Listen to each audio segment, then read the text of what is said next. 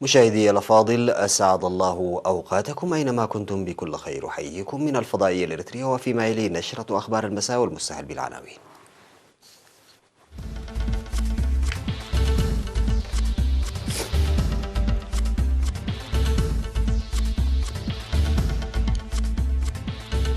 ورشة عمل في أسمرة حول تعزيز دور الشباب الأفارقة للحفاظ على السلام والأمن. جمعية منمي الخضر والفاكهة في عنسبة تعقد مؤتمرها. تنظيم أنشطة نفير في مديرية دباروا بمناسبة ذكرى الشهداء. دمشق تعلن تصدي دفاعاتها الجوية لصواريخ إسرائيلية. حكومات منطقة اليورو تدعم المفوضية في أزمة ديون إيطاليا. وأسراب الجراد تجتاح جزيرة سردينيا الإيطالية وتدمر مزروعات.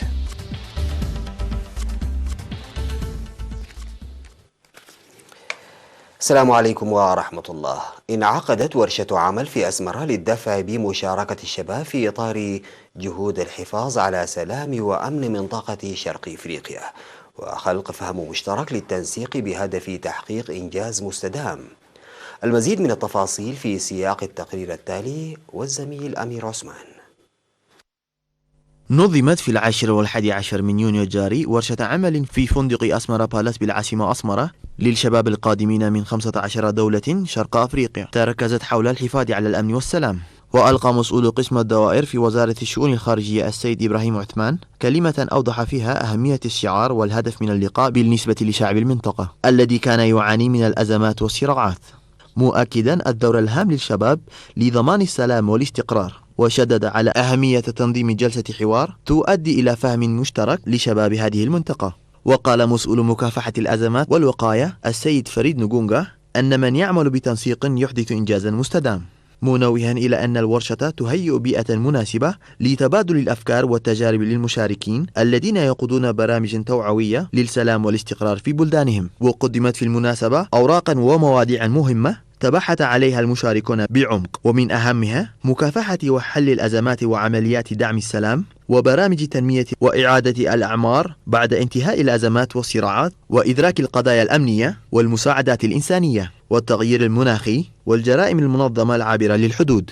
والقرصنة وأمن البحار والعنف والتطرف، وكذلك سياسة الاتحاد الأفريقي ومنظمة الإيجاد تجاه الشباب ومساهمة الشباب في عمليات حفظ السلام والاستقرار وغيرها من المواضيع المهمة. وأشار المشاركون في الآراء التي أدلوا بها لوكالة الأنباء الإريترية إيرينا إلى أن الشباب الأفارقة يواجهون تحديات مقارنة بالفرص الإيجابية المتاحة، موضحين أنه من أجل ضرورة استغلال تلك الفرص كما يجب تلعب البرامج المنتظمة لتبادل الأفكار والتجارب فيما بينهم دورا كبيرا. وذكروا بأن الدول الأفريقية تعاني باستمرار من مواجهات وصراعات دينية وسياسية وقبلية وغيرها من آليات التمييز، معبرين عن يقينهم وأمانيهم الكبيرة بأنه يمكن أن تقوم الدول التي حافظت على السلام والاستقرار وعملت على إخراج شبابها من الأفكار الضيقة وجعلهم يعملون بمسؤولية للسلام والاستقرار، يمكنها أن تعمل على توسيع أفكارها وتبادل تجاربها من أجل تحقيق الرؤى والوحدة الإفريقية. وقد قام المشاركون في الورشة بزيارة تفقدية للمباني الأثرية بالعاصمة أسمرة. عقدت جمعية منمي الخضر والفاكهة في إقليم عنسبة مؤتمرها في 11 من يونيو بحاضرة الإقليم مدينة كرن، وقد تركز المؤتمر على تعزيز الإنتاج بتقوية التأطير والحصول على الدعم المهني والفني. وفي المؤتمر الذي شارك فيه أعضاء الجمعية والمهنيين الزراعيين ومدراء المديريات بالإضافة إلى الاتحادات الوطنية وغيرهم، قيم الحضور القضايا التي طرحت والتي تمثلت في وضع الدستور بعد مناقشة دور الأعضاء وتنشيط أعمال الجمعية التي أصابها الفتور. وقال المدير العام لقسم الزراعة والمياه بالإقليم السيد بهت تدروس إن من أهداف الجمعية إدخال الزراعة المروية وتوفير متطلبات كافية من الخضر والفاكهة بأسعار مناسبة للاستفادة من المهارات التي تساعد على مضاعفة الإنتاج، مشيرا إلى أن الجمعية اتخذت خطوات جيدة في بدايتها لأنها لم تخطو لاحقا كما ينبغي. من جانبه أوضح رئيس الجمعية السيد تولد أرآية بأن الجمعية سوف تقوي تأطيرها مستفيدة من قدراتها وتجاربها السابقة، وتسعى جاهدة للعب دورها الهام في إنتاج الخضر والفاكهة. وناشد المشاركون في الآراء التي أدلوا بها لتنظيم دورات لرفع معرفة المزارعين وإجراء استعدادات كافية للمؤتمر الثالث المقرر عقده في وقت قريب من أجل استمرارية لقاءات التفاكر. وألقى سكرتير الجبهة الشعبية للديمقراطية والعدالة في الإقليم السيد رزان أدوناي كلمة أوضح فيها جاهزية إدارة الإقليم بالتعاون مع كافة الدوائر لدعمهم ومساعدتهم، داعيا لاتخاذ خطوات لعمل مهم. تجري في مديرية دباروا أنشطة نفير شعبية واسعة في مقبرة الشهداء بمناسبة 20 من يونيو ذكرى الشهداء الأبرار. وأفاد مراسل وكالة الأنباء الإريترية بأن الأنشطة الجارية بمشاركة سكان 10 ضواحي تشتمل على أعمال الصيانة والبناء والتشجير والتنظيف. ويشارك في المهام المستمرة حتى 20 من يونيو سكان مناطق مرب وغزل همزة ومسلام وعد قدة وعد لوغو وعد بزحنس وعد كوبولو وترى أمني وتجامل وشكتي.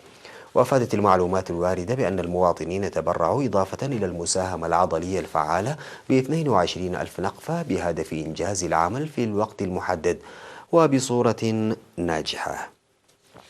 طلب سكان ضاحية أنتوري بمديرية عالي القاش لإرساء مشروع مياه في وقت وجيز لحل مشكلتهم المتمثلة في قطعهم مسافات طويلة من أجل جلب مياه غير صالحة. وأشار السكان إلى أن مشروع المياه الذي أرسي لهم ويعمل بالطاقة الشمسية قد توقف بعد العمل لفترة محدودة بسبب شح المياه وكثرة المستخدمين، داعين الجهات المختصة للاهتمام بالمشكلة. وأوضح السكان أن المشكلة تؤثر سلبا على حياتهم الاجتماعية والاقتصادية وخاصة على الطلاب والنساء، مؤكدين على الاستعداد للمساهمة في عملية الحلول. وقال مدير ضاحية أنتوري سيد جويت أوم صقاي إن شح المياه الجوفية أدى لاستفحال المشكلة، وقد ازداد الطلب على المياه بعد انضمام قريتي تكزو ولبان إلى الضاحية.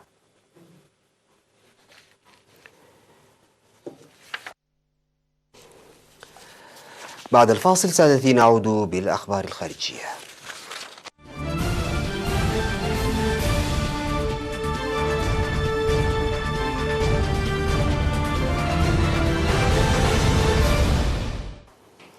أعلنت وكالة الأنباء السورية الرسمية سانا تصدي الدفاعات الجوية للجيش السوري لصواريخ إسرائيلية استهدفت تل الحارة في المنطقة الجنوبية قرب مرتفعات الجولان، مشيرة إلى أن الهجوم أدى لأضرار مادية دون إيقاع خسائر بشرية. كما ذكرت سانا بأن الأضرار اقتصرت على الماديات ولا توجد خسائر بشرية، ونادرا ما تعلن دمشق عن المواقع التي تستهدفها إسرائيل. لكن منذ بدء النزاع في سوريا عام 2011 قامت تل أبيب باستهداف مواقع للجيش السوري وأهداف إيرانية وأخرى لحزب الله اللبناني. واستهدف قصف إسرائيلي في الآونة الأخيرة مدينة حلب في شمال سوريا، حيث طال القصف وفق المرصد مستودعات ذخيرة تابعة لمقاتلين إيرانيين، ما أسفر عن مقتل 7 مقاتلين.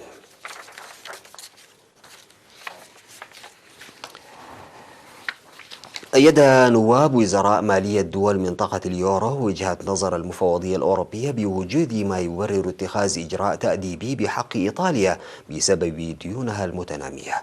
وناقش مجلس نواب وزراء المالية حالة إيطاليا بعد أن أصدرت المفوضية تقريرا الأسبوع الماضي قالت فيه أن روما تنتهك قواعد الاتحاد الأوروبي بعدم تقليصها دينها العام.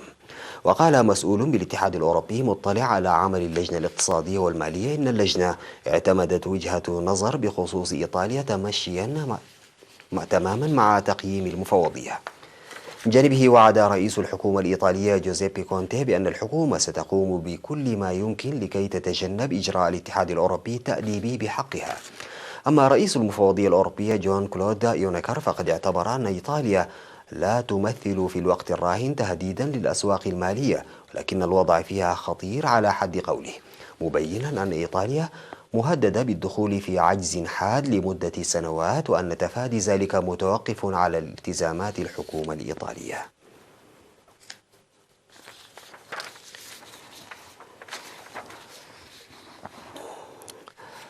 اجتاحت الملايين من حشرات الجراد جزيرة سردينيا الإيطالية، ما أثار حالة من القلق في أواسط المزارعين، خاصة وأن كثافة أسراب الجراد هي الأشد وأعدادها هي الأكبر منذ نحو 60 عاما.